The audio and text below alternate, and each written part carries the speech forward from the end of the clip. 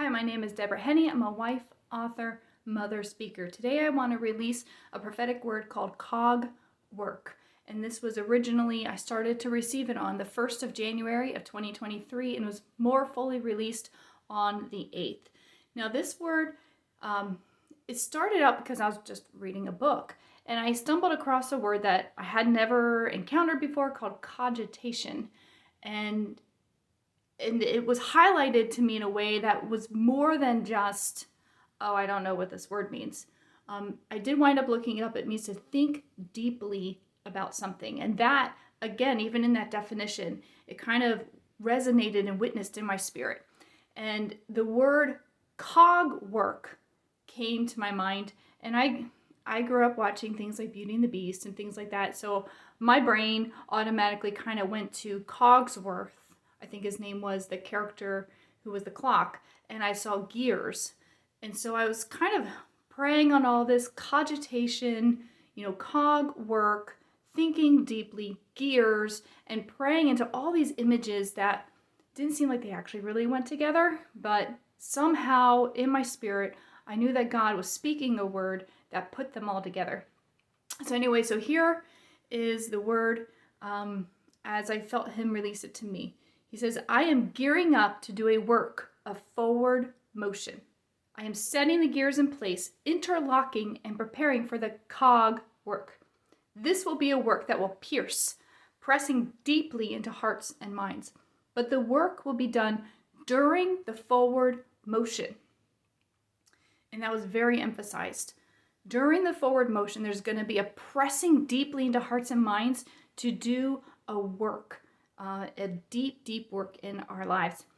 But anyway, he keeps on saying, and he says, it's a cog work that will reach deeper than realized thoughts and intentions in hearts. There is a cog agitation during the cog work as the hidden things are brought to the surface. There will be a shaking within and a shaking without as the darkness trembles in anticipation of the completion of my work. Do not be afraid or discouraged, though the pressure and the shaking are great. It is simply the result of the moving work I am doing in this time. Do not stop moving. Do not stop taking action in obedience. For the work is being completed in the movement. Just like the cogs make the gears turn and the machine work, so this deep work paired with your obedience will generate a forward motion and ultimately the completion of my work. Do not allow deception or confusion to cloud your thoughts or vision, but remain firm in my truth and focus your eyes on me. Yes, the pulls and pushes will be great. So great, it may feel impossible. But my grace is with you and will empower you to stand.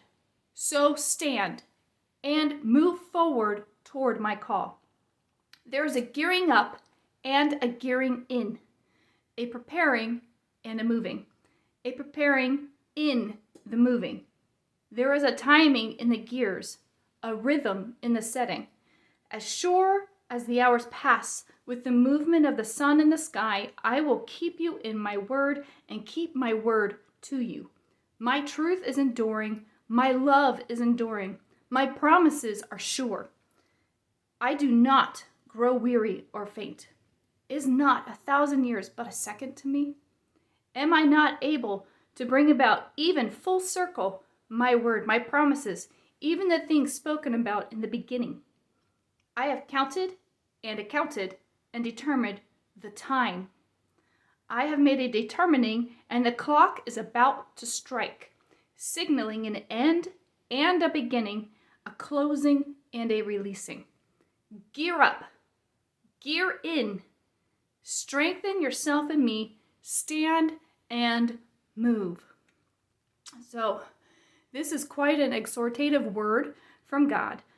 And the picture that I got with it was that as the gears move, there is that movement forward, but with the movement of the gears, how the cogs stick out in the gears, that movement was causing a pressing and almost reaching deep into hearts and lives and bringing stuff up that, are maybe subconscious, maybe things that we have identified with so deeply that we aren't even aware that they're not from God, that they're lies, that they're burdens that we're not supposed to carry, or that we even have them, like burdens that we don't even know are there.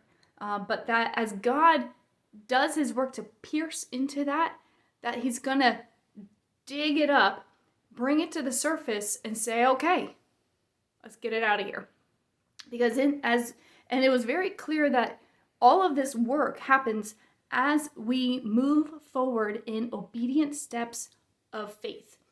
And I know that I've seen this in my own life. I've seen this in people, in my life as they are pursuing what God has for them. There's such that churning and that turning. That word again kind of resonates here in this word, that there's a digging in, a digging out, and a taking the trash out, basically, because we can't minister from our wounds. We can't minister if we have dirty filters to hear what God is saying, to convey who God is to those around us. The authority and the power is going to be released through the purity of our hearts as we pursue him in purity, pursue acts of obedience in purity, and pursue from that position of gearing up and gearing in, like almost like a car in gear, ready to go with the Lord through his power, not our strength, not our abilities, but in him. It's a working out of obedience through love, not to prove ourselves, not to, to have that rat race of constant do, but it's a position of gearing in the Lord and letting his love and glory overflow and outflow into our regions, into our families, into the workplaces, as we're running errands in the neighborhoods, and even into the nations as he sends us, wherever he calls us to be. Okay. In the movement, stand. The pulls and the pushes will be great. Yes, 100%. So many times we want to give up when it gets hard, because it's hard. But one thing that God has been really showing me lately is that, these burdens that sometimes we don't even know are there.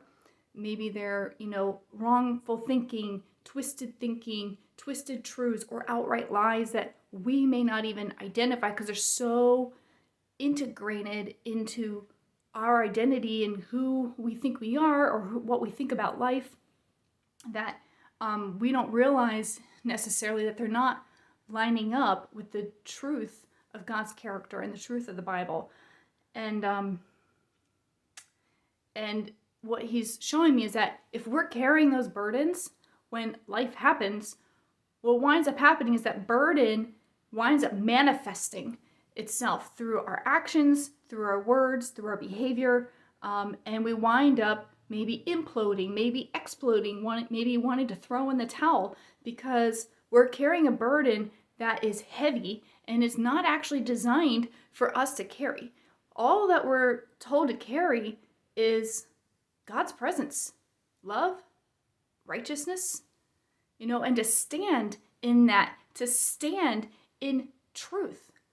And if we're carrying things like worthlessness, shame, maybe, I don't know, I'm kind of drawing a blank, but there's so many different things that we can carry that can look good on the surface, but when you dig down deep, it's a burden and it's what we're not supposed to carry, because God didn't call us to that. And so when life happens and it kind of bumps that and it taps into that, all of a sudden it manifests in all the wrong ways. And so I've come to see, and it's something God's growing me in too, honestly, that when we see these reactions in us, to go to the Lord and say, okay, God, where do you need to root out of my life? Where do you need to align me? What can we dig out? What trash can we take out? And so I can truly run and continue to move forward in you, not in me, in you. So I hope that's a blessing to you. Again, the key words here were COG-work, a COG agitation. God's actually doing or setting up life situations to cause that agitation in our minds, to show us, not to harm us or to cause distress, but to show us where the things are that aren't lining up with him, where are those invisible burdens that we're carrying, and those roots that aren't supposed to be there, that he can yank out, that he can take out off our backs, throw in the trash heap, burn them, get rid of them, so we can more effectively serve him and release his presence and release his glory and show his character in our lives wherever we go. Again, the shakings are great, but do not stop moving. There's a shaking within, a shaking without. So things in our own hearts and things that happen in our lives. But keep moving. Stand in his truth. Stand in his grace. Stand in him. Gear up. Gear in. Strengthen yourself in him. And stand and move. Be blessed.